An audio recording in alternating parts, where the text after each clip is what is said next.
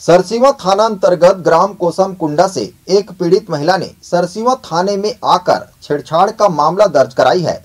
बताया जा रहा है कि छेड़छाड़ करने वाला पीड़ित महिला का देवर जगन्नाथ जांगड़े पिता रेवा शंकर जांगड़े कोसम कुंडा निवासी है, जो महिला को देखकर अश्लील हरकत किया करता था, जिससे पीड़ित महिला तंग आकर सरसीवा थाने में रिपोर्ट दर्ज कराई, जहां सरसीवा पुलिस ने मामला दर्ज कर आरोपी जगन्नाथ जांगड़े को हिरासत में लेकर धारा 354 घ बादवी कायम कर रिमांड पर भेज दिया गया है। सर, ये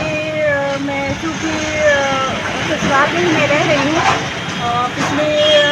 लगभग मेरी शादी को 11-12 साल हो चुका है। मेरे 2 बच्चे हैं और उस स्थिति में अपने घर में रह रही हूँ और ये कि अपना गुजर बसर में अलग से करती हूँ और जिसमें मेरे पति मेरे साथ नहीं हैं, वो अपने परिवार के साथ नहीं रहते हैं। और ये कि हमारा विवादित मामला भरगांव न्यायालय में पहले से ही चल ही रहा है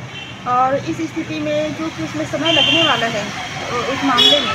तो तब तक के लिए अपने ससुराल में ही हूँ और तलाक तो ही नहीं है हमारे बीच में, तो अपने दोनों बच्चों के साथ में मैं वहाँ गुजर बसर कर रही हूँ। लेकिन आए दिन मेरे साथ देवर देवरानी और सास ससुर और पति का मारपीट गाली गलौज वगैरह सारी चीज़ें होती रही है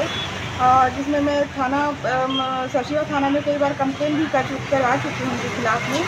और क्योंकि अभी ऐसी स्थिति बन गई कि मैं घर में अकेली थी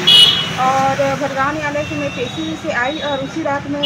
उसी दिन मैं घर में अकेली थी। उस चीज़ का फ़ायदा उठाते हुए जो मेरे देवर हैं जगन्नाथ प्रसाद जांगड़े और वो अपने अश्लील हरकतें जो आए दिन मेरे साथ करते ही रहते हैं, वैसा उस दिन भी किए और जिसमें वो मेरा हाथ पकड़े और मेरे दुपट्टे तक हाथ उनका पहुंच गया और बहुत सी अश्लील हरकतें करते हुए मुझे केस वापस ले लो वरना तुम्हें जान से मार दूंगा या फिर तुम्हारे साथ दुष्कर्म करके तुम्हें छोड़ दूंगा, फिर कोर्ट कचहरी करते रहना, इस तरीके से वो मुझे डराए धमकाए और धमकी दिए और मुझे मेरे दोनों बच्चों को। तो इस स्थिति में थाना में मैं जाकर अपनी सूचना भी दी है अपने थाना प्रभारी को, जिस पर उन पर 354 का धारा भी लगा है और उन्हें न्यायालय में पेश किया गया और उन्हें जेल में भिजवा दिया गया है।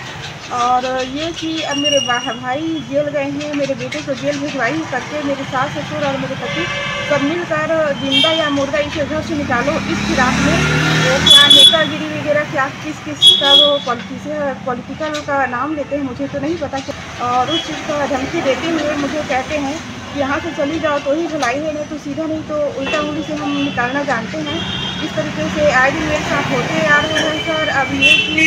मैं यहाँ से जाना नहीं चाहती हूँ क्योंकि अब आमने सामने की लड़ाई हो गई है, तो इसी पीछे मैं यहाँ से भागना नहीं चाहती हूँ।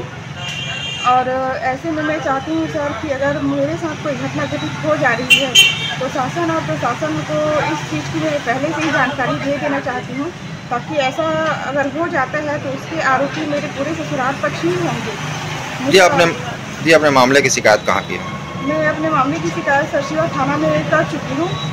और जिस पर कार्रवाई की गई है और क्योंकि अब उन्हें जेल भिजवा दिया गया है, इसका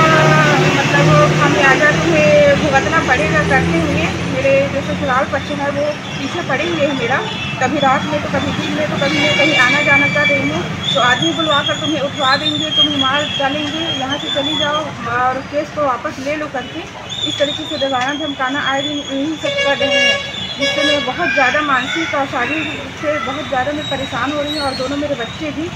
तो बस शासन प्रशासन से यही मैं मांग करूँगी कि इनके मनसूबा में ये कामयाब ना हो पाए, अगर ऐसा खुदा खास हो जाता है मेरे साथ तो उन पर सख्त से सख्त कार्रवाई की जाएगी। बस यही आप लोगों से मैं अनुरोध कर रही हूँ। Bureau report ACN 24।